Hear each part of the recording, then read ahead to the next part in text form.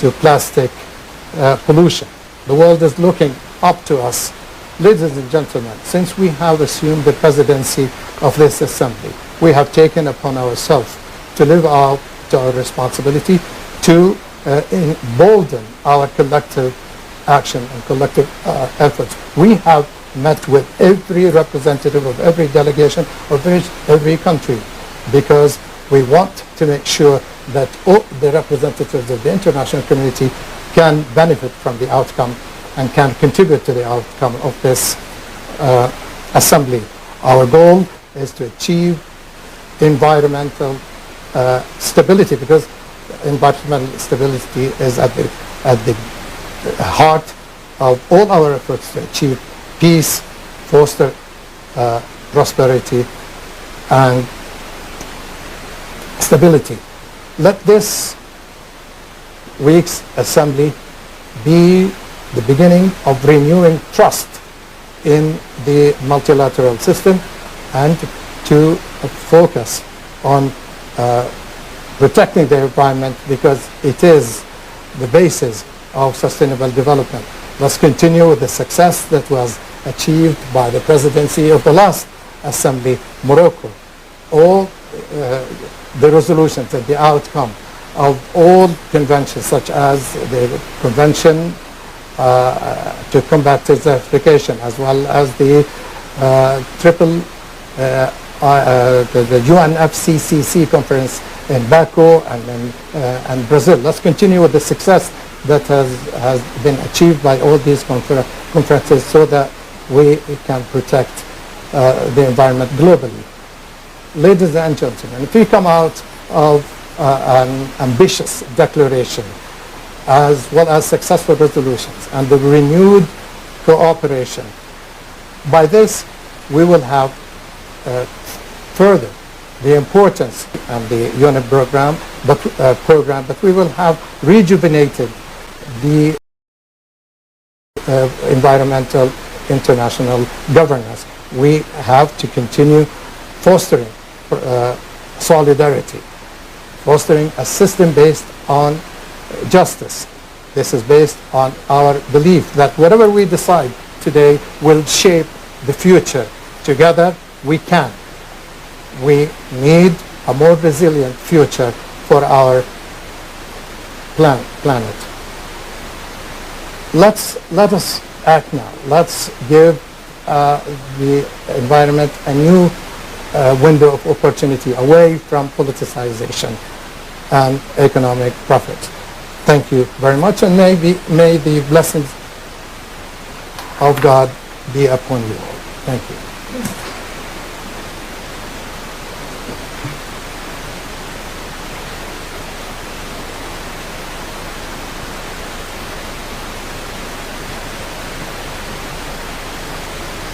I invite the Assembly to view a video message from Her Excellency Annalena Baerbock, President of the 80th session of the United Nations General Assembly.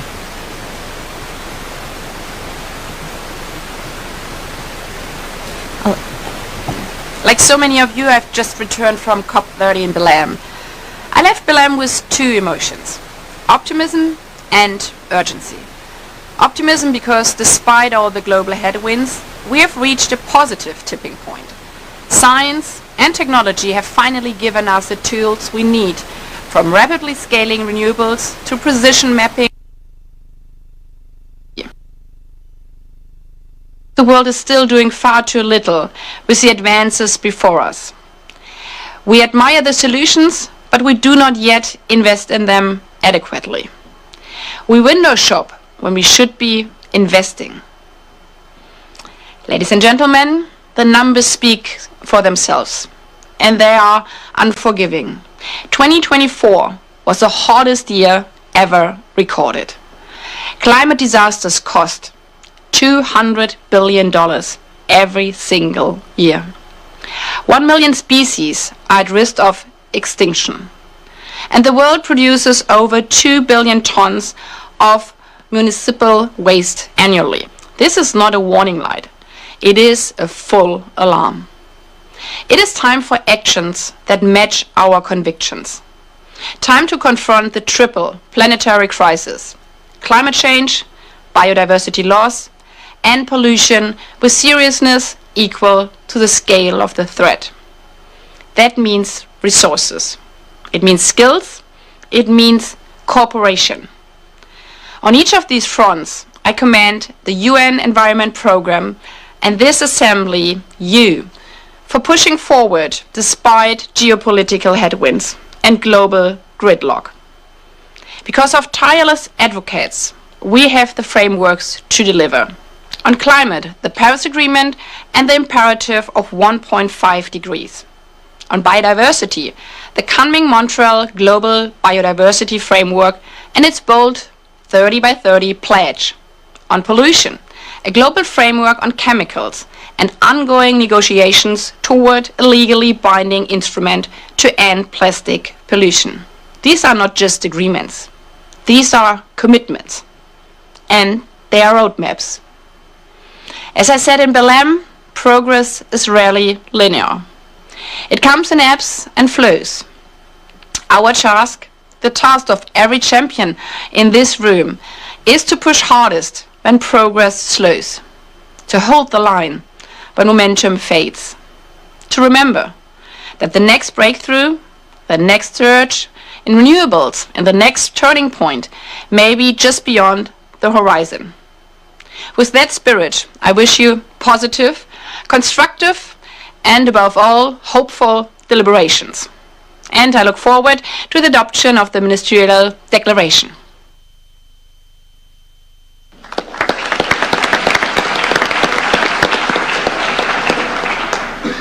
أشكر معالي رئيسة الجمعية العامة على بيانها، وأدعو الآن سعادة السيد لوك بهادور ثابا رئيس المجلس الاقتصادي والاجتماعي ليتحدث أمام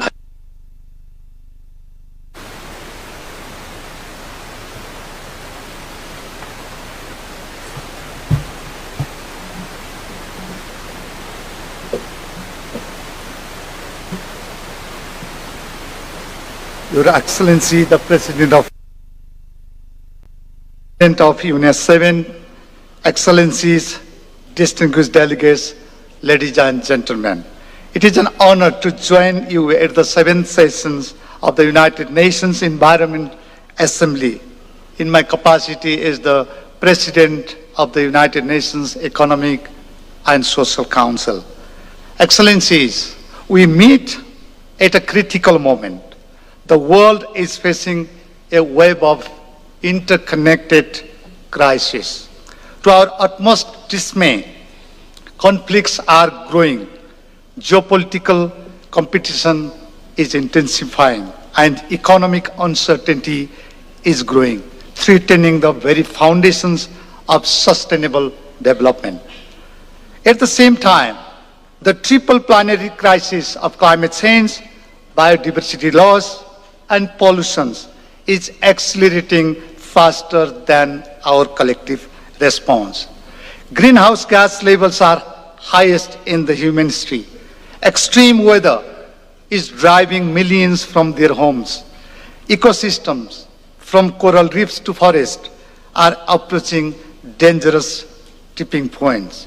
Pollution from plastic to toxic chemicals is harming our health and economies. These are not abstract threats. They are eroding development gains, widening inequalities, and placing the most vulnerable communities at disproportionate risk. At the same time, we must remind ourselves that progress is possible. The cost of renewable energy has fallen dramatically, making most new renewable capacity added in 2023 cheaper than fossil fuel alternatives. Global protected areas now cover more land and ocean than ever before, signaling a steady movement toward the goals of the coming Montreal Global Biodiversity Framework.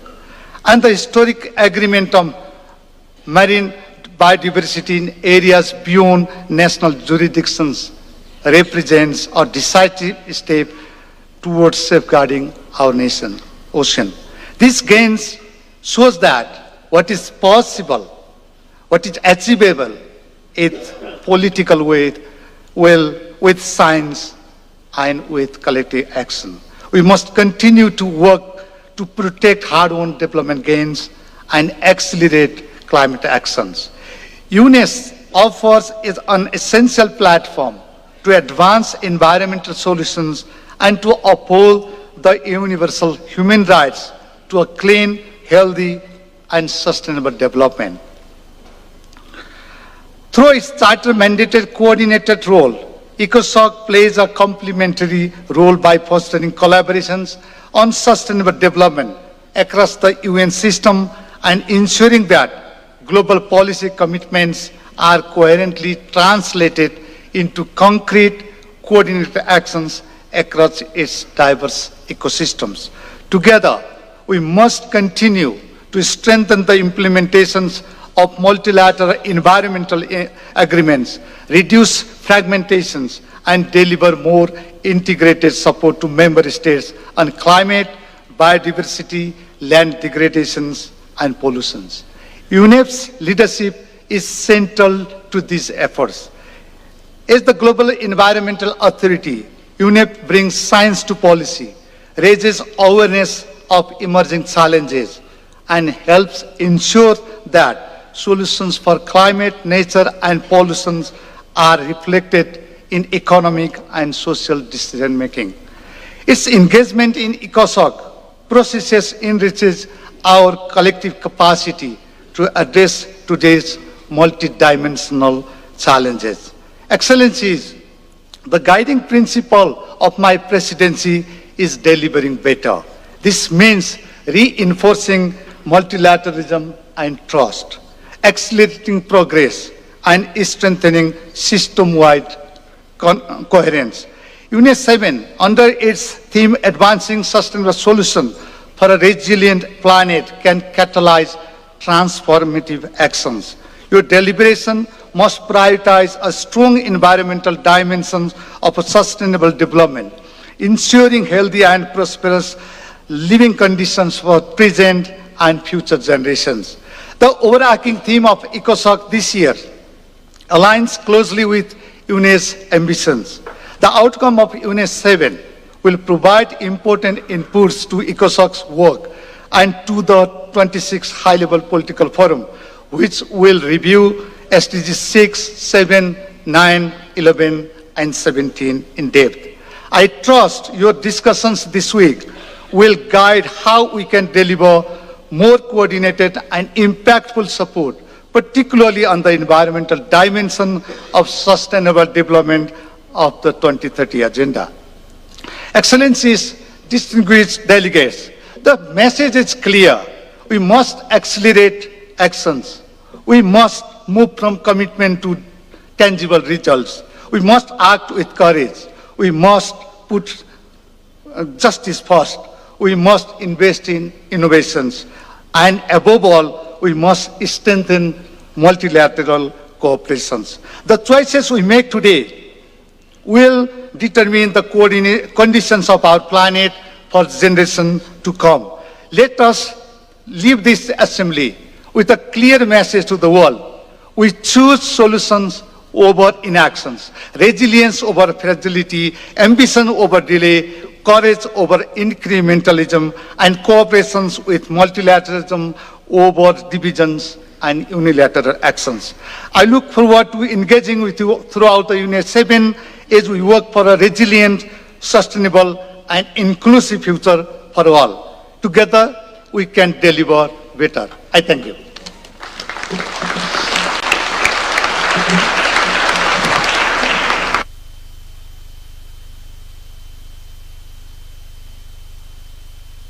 أشكر رئيس المجلس الاقتصادي والاجتماعي على كلمته وفي هذه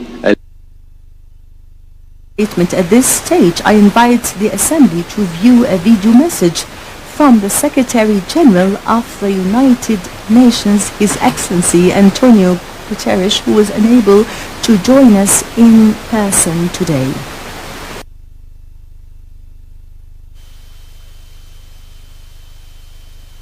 Excellencies, distinguished delegates, friends, our planet is under strain like never before. Temperatures are rising, biodiversity is collapsing, and nearly every person on Earth breathes unsafe air. Yet this Assembly offers hope. With just 5 years left to achieve the Sustainable Development Goals, UNEP 7 is a moment to invest in resilience, commit to justice, and remember what we are fighting for. Sustainability is the bedrock on which all our ambitions rest. Peace, prosperity, equality, none of these exist without a planet to exist on. As the Global Environment Outlook 7 reminds us, now is the time for courage and creativity. We must rapidly scale solutions on a range of challenges, from water management and climate resilience to mining, metals, and the environmental footprint of AI. Africa, the birthplace of UNEP, is already leading the way. Here, young minds are inventing a sustainable future. Here, sun and wind promise a green revolution. Here, critical minerals can power clean economies if harnessed fairly and sustainably. Excellencies, you meet in turbulent times. Conflict and inequality make meaningful progress for the environment more difficult. But with the tide turning in favor of renewables and the help of the next generation, transformation is within reach. As United Nations enters its 81st year, your work here can remind the world of the power of multilateralism. The UN Water Conference and next year's first Biodiversity Beyond National Jurisdiction Summit will offer further chances for action. In the wake of the UN Climate Summit in Brazil, we must fulfill the promises made and close the gaps that remain. Friends, our duty is clear. We must transform broken systems, unite policy with science, and share solutions with all. Let this be the Assembly that dare to set humanity on a path to protect our only home for generations to come.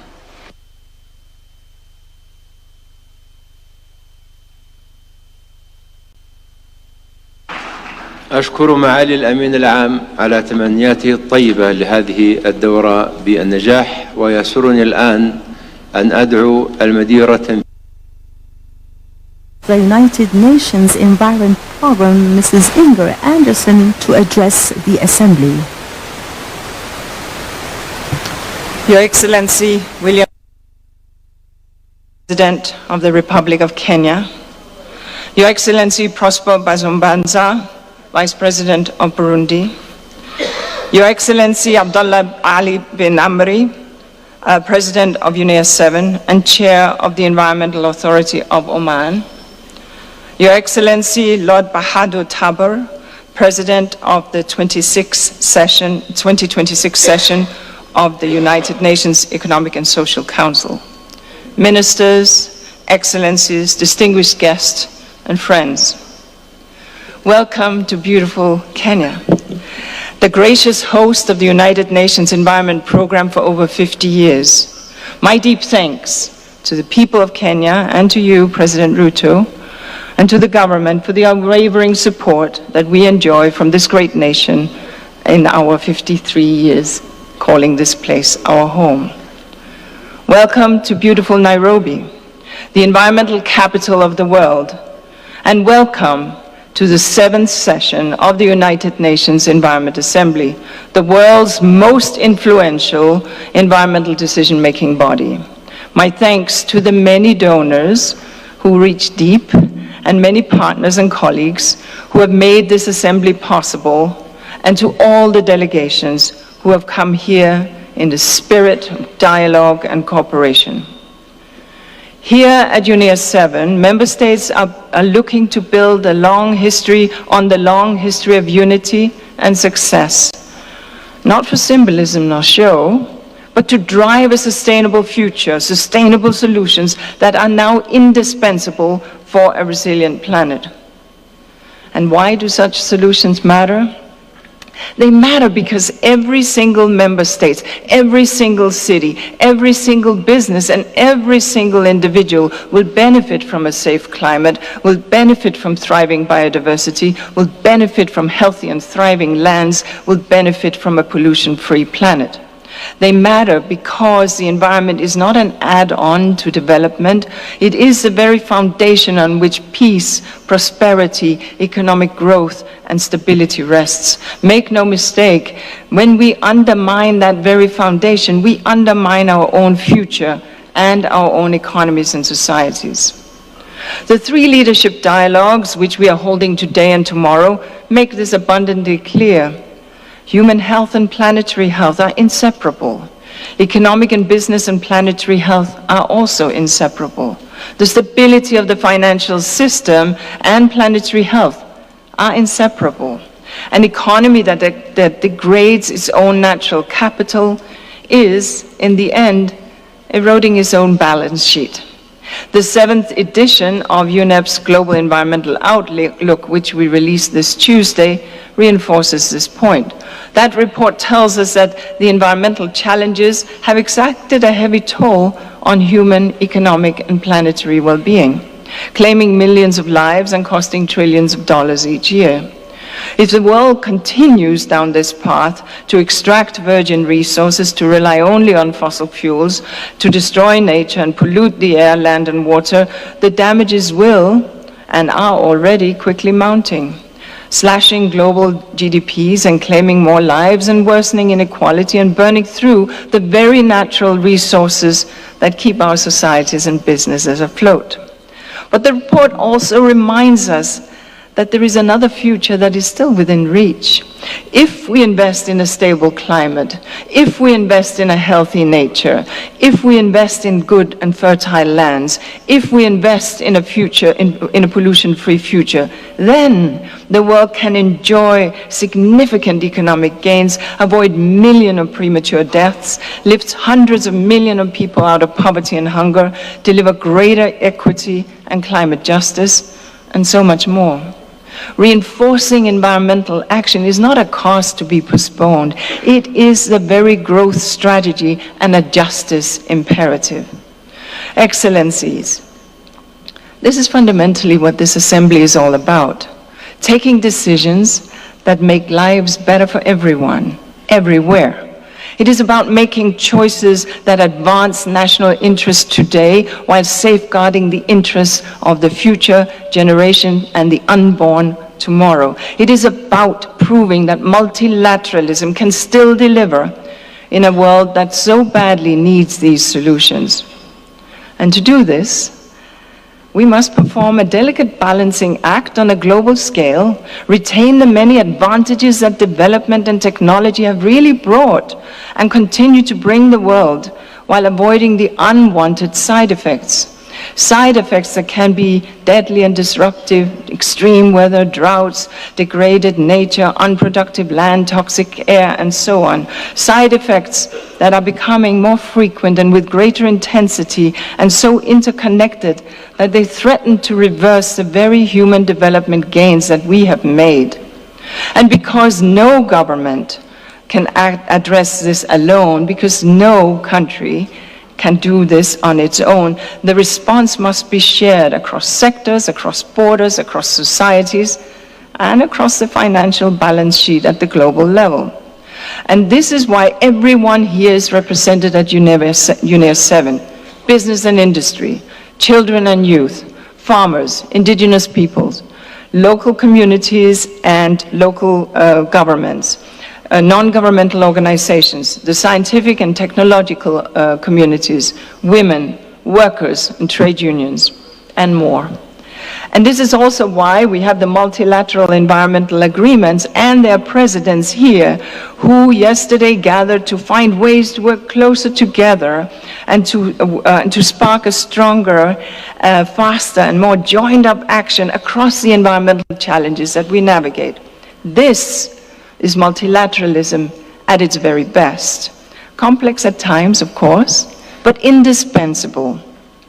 Multilateralism has already delivered strong progress on resolutions at this UNEA that member states will now review. Resolutions on safeguarding coral reefs, on the sound management of minerals, which follows the launch of the UN Task Force on the Critical Energy Transition Minerals yesterday, and further resolutions on sustainable solutions through sports and addressing sargassum seaweed blooms and more.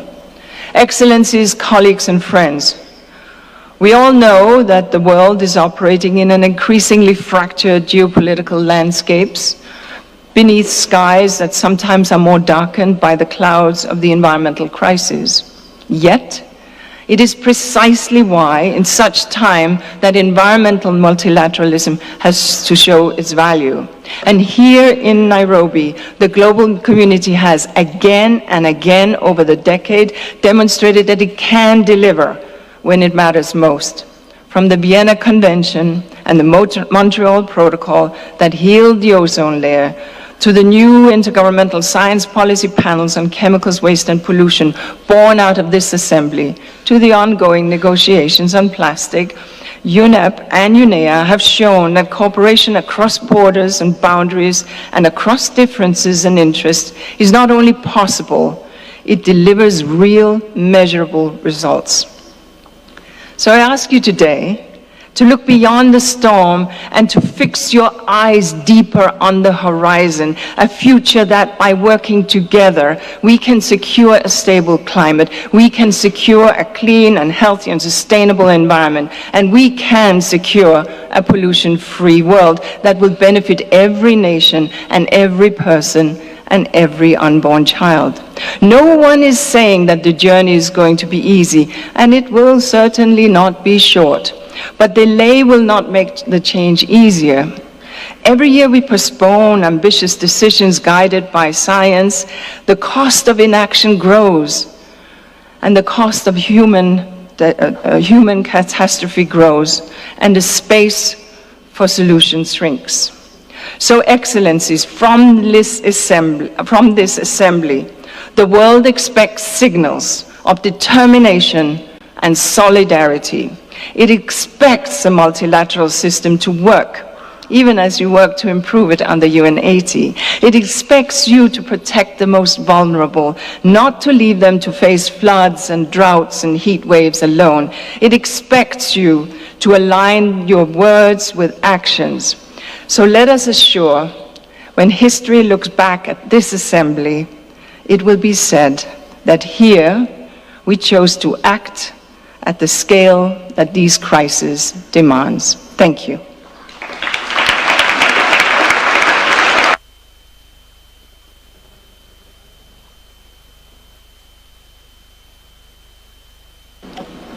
أشكر السيدة أنجر أندرسون على كلمتها القيمة، وحقيقة موصول الشكر لها ولنائبة المديرة التنفيذية إليزابيث مريما ولكل فريق العمل الذين ظلوا يعملون على مدار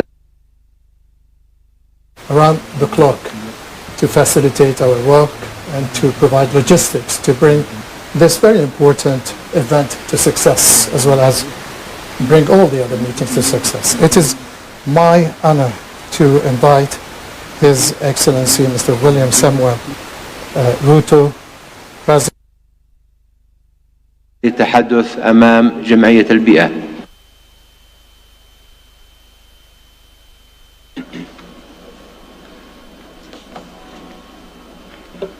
Thank you very much. Your Excellency Abdullah bin Ali Al-Amri, President of the United Nations Environmental Assembly and President of the Environmental Authority of the Sultanate of Oman. Your Excellencies, Heads of State, Vice Presidents, Prime Ministers, Ministers present, Ms. Inga Anderson, Executive Director of the United Nations Environmental Programme, distinguished delegates, ladies and gentlemen. It is my great pleasure to join you at this high-level segment of the 7th session of the United Nations Environmental Assembly. Your presence here in Nairobi reaffirms UNEA's position as the world's premier forum for shaping collective, decisive, and science-based response to the most urgent environmental challenge of our time. Nairobi is the largest UN compound in the world. It sits on 140 acres.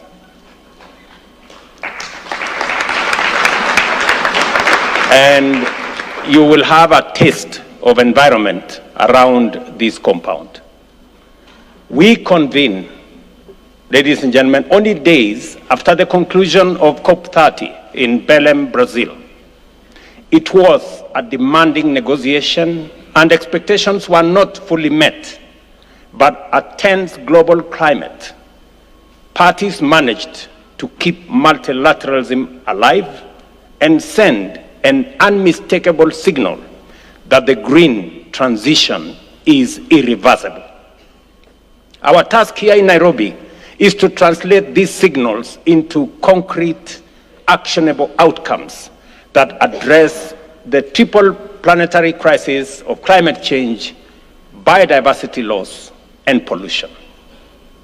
For Africa, climate change is not an abstract debate. It is a daily experience.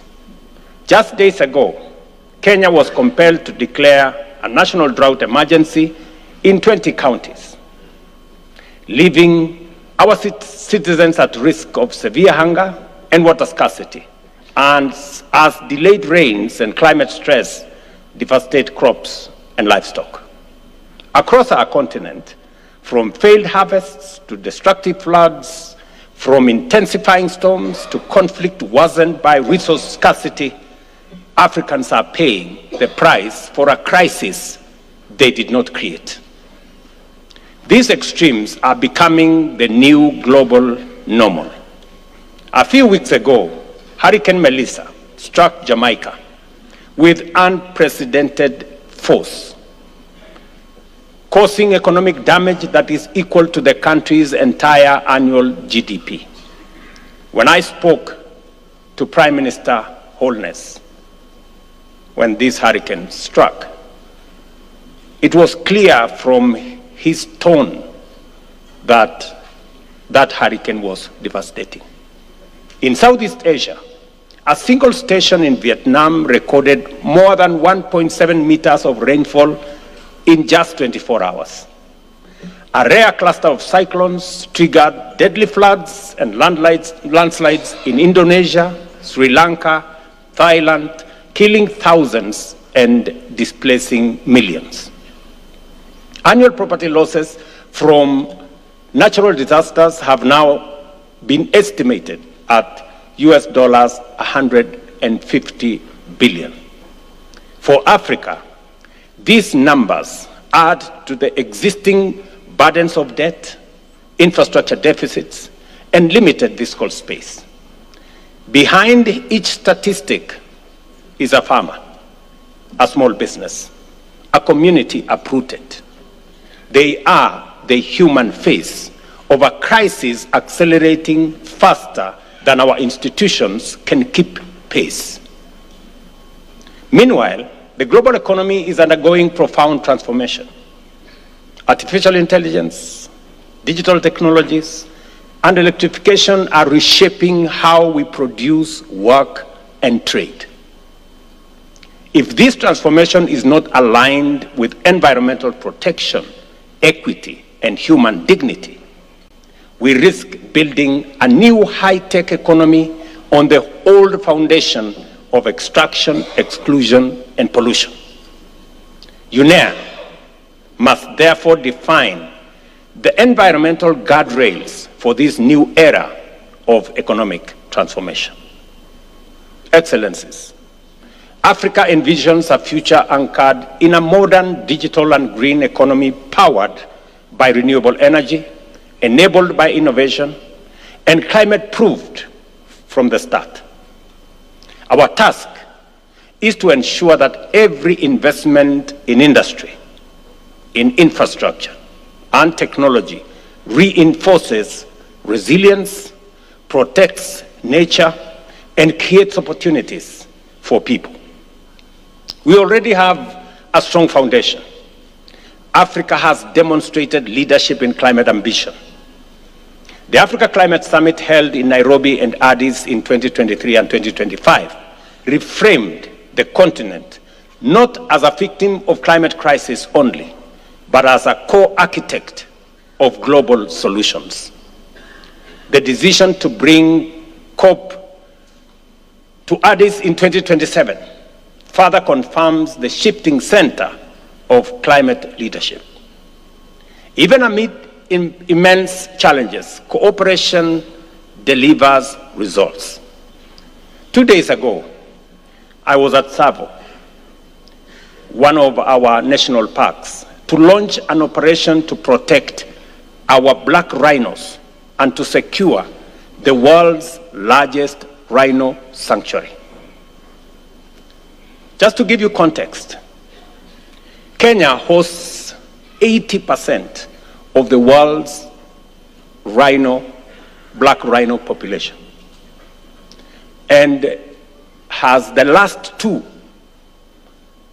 of the northern white rhinos, the last two. So biodiversity loss is not an abstract. It is real. Seeing 100 black rhinos in a single sanctuary is a triumph of dedication, science, and partnership. It is a reminder that when we commit, when we collaborate, and stay focused, we can reverse decline and restore life. Kenya is honored to serve as a convening ground for global environmental governance. Next year will be transformative as we host the 11th Our Ocean Conference to rally commitments for the blue economy, sustainable fisheries, marine restoration, ocean finance, blue carbon ecosystems, and coastal protection. We will also host the International Clean Cooking Summit, recognizing clean cooking as a public health, gender, development, and climate priority. Kenya is further strengthening its engagement in the Congo Basin Initiative, partnering with Central African countries to safeguard one of the world's most important carbon and biodiversity reservoirs. One of the most visible symptoms of the triple crisis is plastic pollution. Plastics now contaminate our soils, our rivers, our oceans, the food we eat, and even our bodies. This threat demands an ambitious and effective international treaty. Kenya remains fully committed to an agreement that addresses plastics across their full life cycle. We commend the International Negotiating Committee for the progress made under extreme complex circumstances. To support the next phase of negotiations, Kenya stands ready to host a resumed session of the INC here at UNEP headquarters, the birthplace of this global effort. Ladies and gentlemen, strengthening UNEP and UNEA is essential to addressing the planetary crisis. As host country, Kenya is steadfast in supporting the consolidation of UNEP's headquarters functions in Nairobi, which is consistent with the Rio +20, the future we want outcome. A stronger UNEP, working closely with the broader UN system, will deliver more coherent, cost-effective, and inclusive global environmental governance. Member states must match their high-level presence here with financial and political support for UNEP and for implementation in every country, in every part of the world. Environmental commitments must be backed by finance, technology, and capacity, especially for countries that are asked to safeguard global public goods while struggling with poverty and limited fiscal space. Excellencies, environmental action and economic transformation must move together. We can decouple growth from emissions and pollution, creating new jobs, industries, and markets.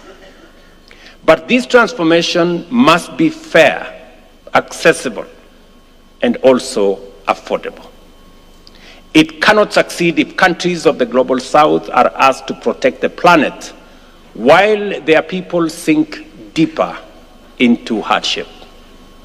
Nairobi has always been a city of dialogue, a place where difficult truths are spoken, where consensus is forged, and where compromise is achieved without surrendering ambition. Let this UNEP 7 send 3 clear messages: that multilateralism works when nations show up, negotiate honestly, and act decisively; that Africa will not only bear the brunt of climate impacts, but will also lead in providing solutions; and that we are committed to aligning our economies with planetary boundaries that ensure that jobs, dignity, and prosperity for our people go hand in hand with a stable climate, thriving biodiversity, and a pollution-free future. I urge this assembly to rise to the occasion and take decisions that can be felt in people's lives and seen in our natural world. In doing so, we protect citizens, future generations, and all life that depend on this planet.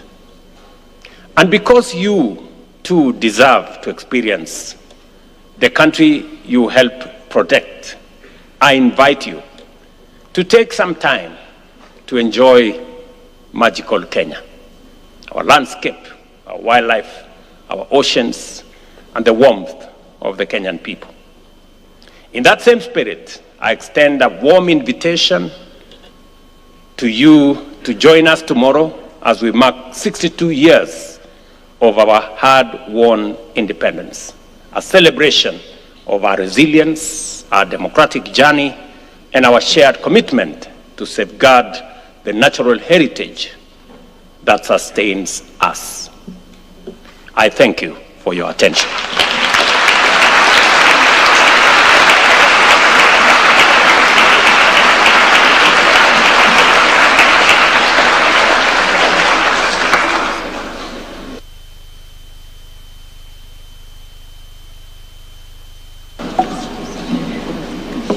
أود أن أشكر فخامة رئيس جمهورية كينيا على بيان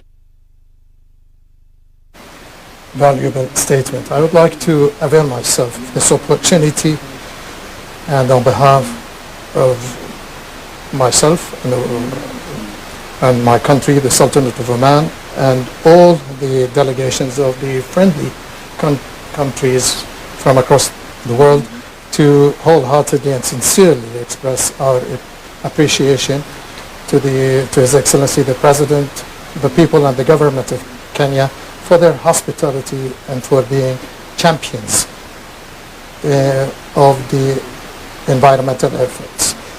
This leads us to conclude the opening of the high-level segment.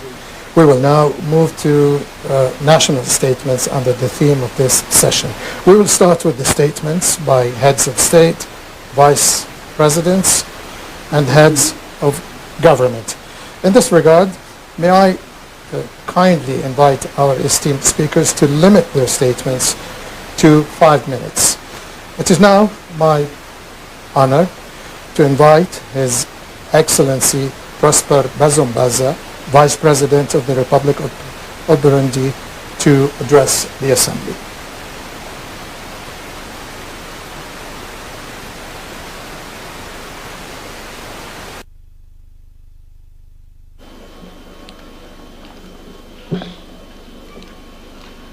Excellence Samuel Ruto, président du Kenya, Excellences, Mesdames et Messieurs, Messieurs les Présidents, distingués délégués, nous rendons grâce à Dieu, le Tout-Puissant, qui nous a permis enabled us to meet here in Nairobi for the 7th session of the UNEA. And I would like to convey the warmest greetings of His Excellency Evariste Ndayishimiye, President of the Republic of Burundi, who, due to a conflict of his agenda, has not been able to take personal part in this meeting. Has given me the honor to represent him here. I would also like to express our heartfelt gratitude to the government of Kenya for its very generous welcome and for the exemplary holding of this session. This session of UNEA has been held under the theme Advancing Sustainable Solutions for a Resilient Planet, is being held at a very strategic time, a watershed in history, following the footsteps of international conferences such as COP30 and also the World Social Development Summit. This provides us with a unique opportunity and for the entirety of the international community to renew its political commitment facing the triple planetary crisis besetting us: climate change, the loss of biodiversity, and also pollution. As one of the main decision-making bodies worldwide in the area of development, the United Nations Environment Agreement must continue to play the role of a driving force for world environment governance in speeding up the implementation of the existing commitments in the area of climate, biodiversity, circular economy, and also driving forward innovative science-based solutions supporting the Agenda 2030. As is the case with a number of countries on our continent, we also, of course, it goes without saying, are facing the strengthening effects, the burgeoning effects of climate change. And we have an alternance between very severe drought, extreme rains, heavy rains, flooding, also landslides, the loss of crops, and also damage wrought upon our infrastructure. These various phenomena, which are interconnected, require coordinated responses at the national, regional, and international levels. The international vision of Burundi in the area of the environment, which is part and parcel of our strategy, Burundi, emerging country in 2040, developed country in 2060, is based upon the restoration of ecosystems, the sustainable management of natural resources, the promotion of renewable energy, and the adoption of resilient agricultural practices, reforestation, the fight against deforestation, and the strengthening of the resilience of vulnerable populations. In order to surmount the environmental crises and respond thereto, Burundi is reaching out and calling for the building of strengthened partnerships and also equitable access to climate funding and also the increased support to developing countries. The world requires concrete actions, and we have to turn our ideas into commitments and our commitments into concrete actions. As we say in Kirundi, Tri Kumuri Twesi Biro Shoboboda. What this means is we are together here, and if we're together, anything is possible. And so, in other words, I'd like to say if we're together here, we can combine our forces, and the expected results will be there.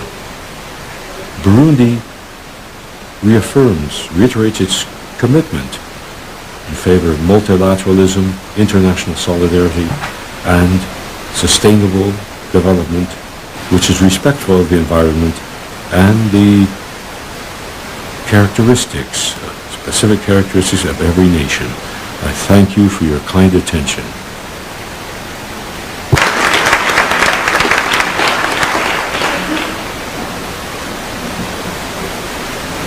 أشكر